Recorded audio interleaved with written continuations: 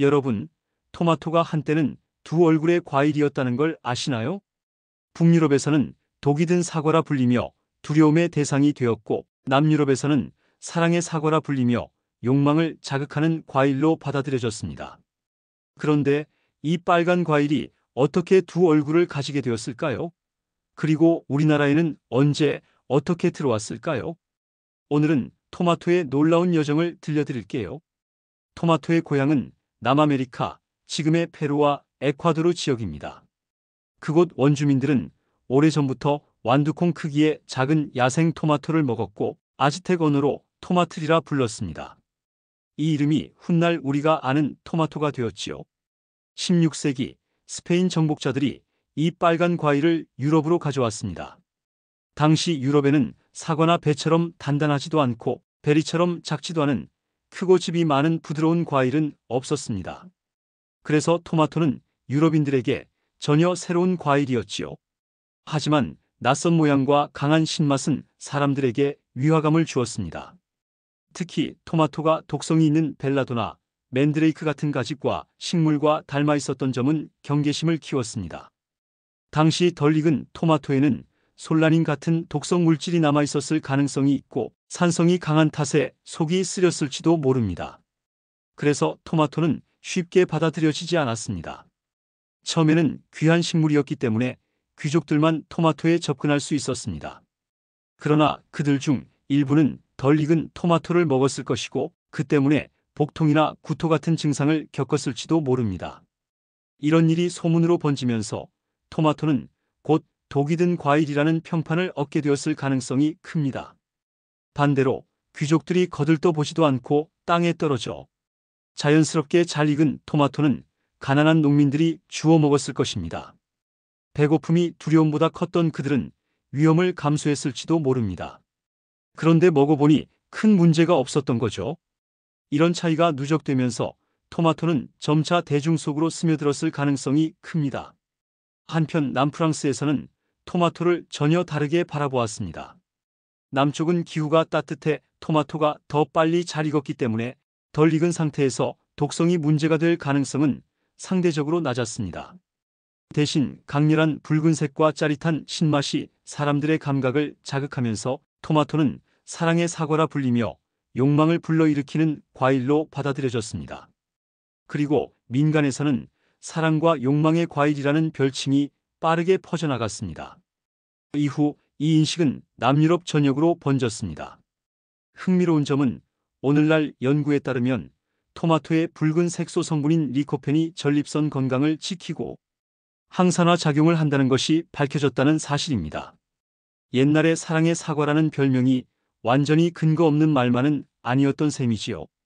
이탈리아에서는 시간이 흐르며 토마토가 본격적으로 자리 잡기 시작했습니다. 따뜻한 기후 덕분에 토마토가 잘 익어 독성이 줄었고, 무엇보다 가난한 농민들이 새로운 음식을 받아들일 수밖에 없었기 때문입니다. 귀족들이 보수적인 종교와 식문화 등으로 인해 토마토를 멀리하는 동안 농민들은 토마토를 적극적으로 먹었고, 결국 아무 문제 없다는 것이 입증되자 귀족들도 서서히 받아들이기 시작했습니다.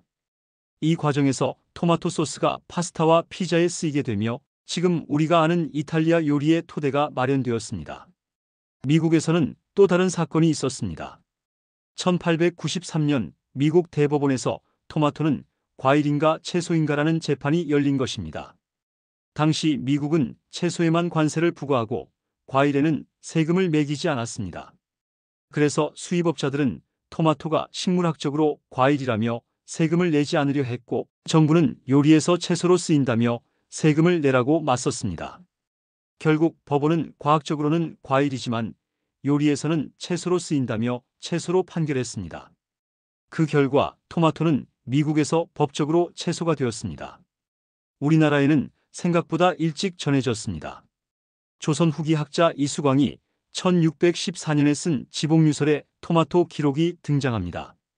그는 토마토를 남만시, 즉 남쪽에서 온 감이라 불렀고, 풀에서 나며 가을에 열매를 맺는다라고 기록했습니다.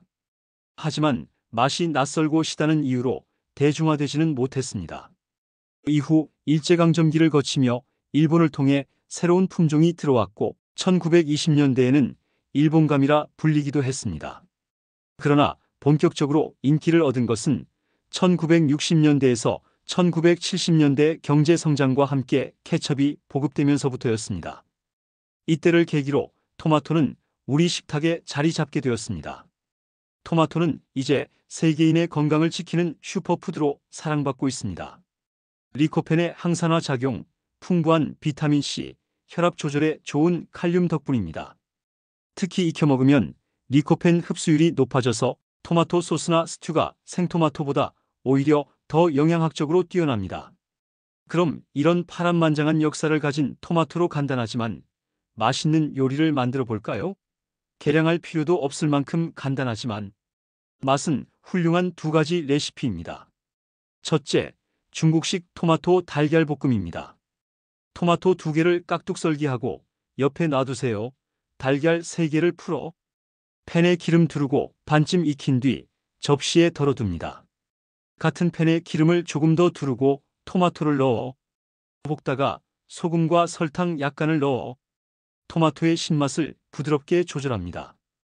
토마토가 약간 소스를 낸 듯 부드러워지면 달걀을 다시 넣고 재빨리 섞어 마무리합니다. 둘째, 이탈리아식 카프레제입니다.